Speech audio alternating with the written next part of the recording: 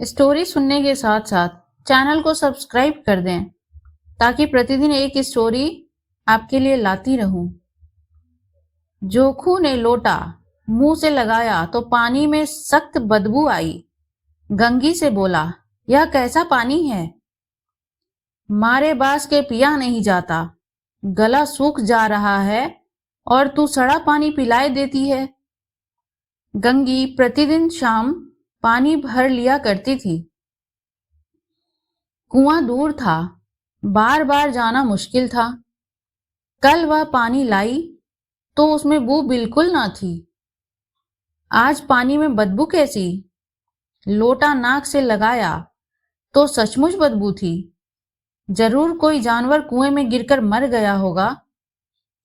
मगर दूसरा पानी आवे कहां से? ठाकुर के कुएं पर कौन चढ़ने देगा? दूर से लोग डांट बताएंगे, साहू का कुआं गांव के उस सिरे पर है, परंतु वहां भी कौन पानी भरने देगा? कोई तीसरा कुआं गांव में है नहीं। जोखू कई दिन से बीमार है। कुछ देर तक तो प्यास रोके चुप पड़ा रहा, फिर बोला, अब तो मारे प्यास के रहा नहीं जाता। ला थोड़ा पानी नाक बंद करके पी लूं। गंगी ने पानी न दिया। खराब पानी से बीमारी बढ़ जाएगी इतना जानती थी, परंतु यह ना जानती थी कि पानी को उबाल देने से उसकी खराबी जाती रहती है। बोली, यह पानी कैसे पियोगे? ना जाने कौन सा जानवर मरा है, कुएं से मैं दूसरा पानी लाए देती हूं। जोखू ने आश्चर्य से उसकी ओर देखा। पानी कहां से लाएगी? ठाकुर और साहू के दो कुएं तो हैं। क्या एक लोटा पानी ना भरने देंगे? हाथ पांव तुड़वा आएगी और कुछ न होगा। बैठ चुपके से, ब्रह्म देवता आशीर्वाद देंगे। ठाकुर लाठी मारेंगे, साहू जी 1 के 5 लेंगे। गरीबों का दर्द कौन समझता है? हम तो मर भी जाते हैं तो कोई द्वार पर झांकने नहीं आता। कंधा देना तो बड़ी बात है। ऐसे लोग कुएं से पानी भरने देंगे? इन शब्दों में कड़वा सत्य था। गंगी क्या जवाब देती, किंतु उसने यह बदबूदार पानी पीने को न दिया। रात के 9 बजे थे। थके मांदे मजदूर तो सो चुके थे। ठाकुर के दरवाजे पर 10-5 बेफिक्रे जमा थे। मैदानी बहादुरी का तो अब न जमाना रहा है, न मौका। कानूनी बहादुरी की बातें हो रही थीं। कितनी होशियारी से ठाकुर ने थानेदार को एक खास मुकदमे में रिश्वत दी और साफ निकल गए। कितनी अकलमंदी से एक मार्के के मुकदमे की नकल ले आए। नाजीर और मोहतमीम सभी कहते थे नकल नहीं मिल सकती। कोई 50 मांगता, कोई 100। यहां बेपैसे कौड़ी नकल उड़ा दी। काम करने का ढंग चाहिए। इसी समय गंगी कुएं से पानी लेने पहुंची। कुप्पी की धुंधली रोशनी कुएं पर आ रही थी। गंगी जगत की आड़ में बैठी मौके का इंतजार करने लगी। इस कुएं का पानी सारा गांव पीता है। किसी के लिए रोका नहीं, सिर्फ ये बदनसीब नहीं भर सकते। गंगी का विद्रोही दिल रिवाजी पाबंदियों और मजबूरियों पर चोटें करने लगा। हम क्यों नीच हैं और ये लोग क्यों ऊंच हैं? इसलिए कि ये लोग गले में तागा डाल लेते हैं। यहां तो जितने हैं एक से एक छठे हैं। चोरी ये करें, जाल फरेब ये करें, झूठे मुकदमे ये करें। अब भी इस ठाकुर ने तो उस दिन बेचारे गरेड़िए की भेड़ चुरा ली थी और बाद में मारकर खा गया। इन्हीं पंडित के घर में तो बारहों मास जुआ होती है।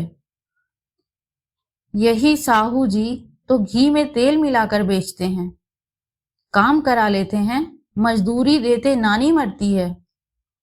किस किस बात में हमसे ऊंचे हैं। हम गली गली चिल्लाते नहीं कि हम ऊंचे हैं, हम ऊंचे। कभी गांव में आ जाती हूं तो रस भरी आंख से देखने लगते हैं, जैसे सबकी छाती पर सांप लौटने लगता है। परंतु घमंड यह कि हम ऊंचे हैं।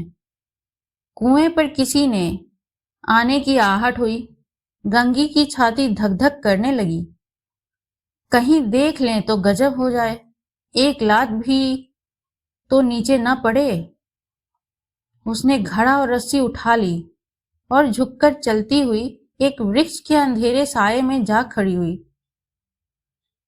कब इन लोगों को दया आती है किस पर।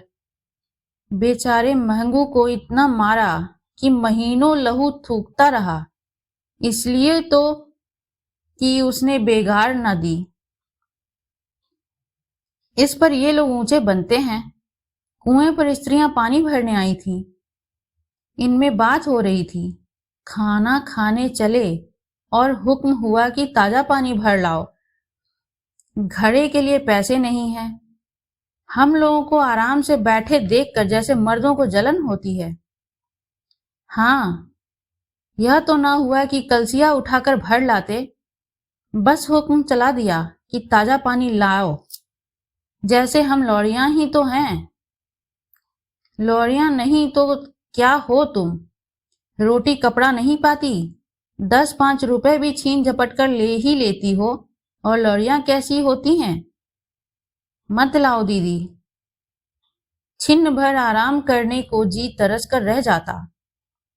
इतना काम किसी दूसरे के घर कर देती तो इससे कहीं आराम से रहती। ऊपर से वह एहसान मानता, यहाँ काम करते करते मर जाओ, पर किसी का मुंह ही सीधा नहीं होता। दोनों पानी भरकर चली गईं, तो गंगी वृक्ष की छाया से निकली और कुएं की जगत के पास आई। बेफिक्रे चले गए थे। ठाकुर भी दरवाजा बंद कर अंदर आंगन में सोने जा रहे थे। गंगी ने क्षणिक सुख की सांस ली। किसी तरह मैदान तो साफ हुआ। अमृत चूल्हा लाने के लिए जो राजकुमार किसी जमाने में गया था, वह भी शायद इतनी सावधानी के साथ और समझ बूझकर न गया हो। गंगी दबी पांव कुएं की जगत पर चढ़ी। विजय का ऐसा अनुभव उसे पहले कभी न हुआ था। उसने रस्सी का फंदा घड़े में डाला, दाएं बाएं चौकन्नी दृष्टि से देखा, जैसे कोई सिपाही रात को शत्रु के किले में सुराख कर रहा हो। अगर इस समय वह पकड़ ली गई तो फिर उसके लिए माफी या रियायत की रत्ती भर उम्मीद नहीं। अंत में देवताओं को याद करके उसने कलेजा मजबूत किया और घड़ा कुएं में डाल दिया। घड़े ने पानी में गोता लगाया, बहुत ही आहिस्ता, जरा भी आवाज ना हुई। गंगी ने 2-4 हाथ जल्दी जल्दी मारे। घड़ा कुएं के मुंह तक आ पहुंचा। कोई बड़ा सहजोर पहलवान भी इतनी तेजी से न खींच सकता था।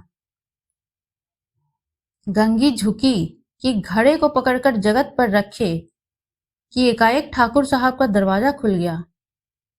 शेर का मुंह इससे अधिक भयानक ना होगा। गंगी के हाथ से रस्सी छूट गई। रस्सी के साथ घड़ा धड़ाम से पानी में गिरा और कई क्षण तक पानी में हिलकोरे की आवाजें सुनाई देती रही। ठाकुर कौन है, कौन है, पुकारते हुए कुआं की तरफ आ रहे थे, तो गंगी जगत से कूदकर भागी जा रही थी। घर पहुंचकर देखा कि जोखू लोटा मुंह से लगाए वही मैला गंदा पानी पी रहा है। अगर यह कहानी आपको अच्छी लगी हो तो लाइक एवं सब्सक्राइब करें, और इस कहानी से क्या शिक्षा मिली कमेंट में जरूर लिखें। धन्यवाद।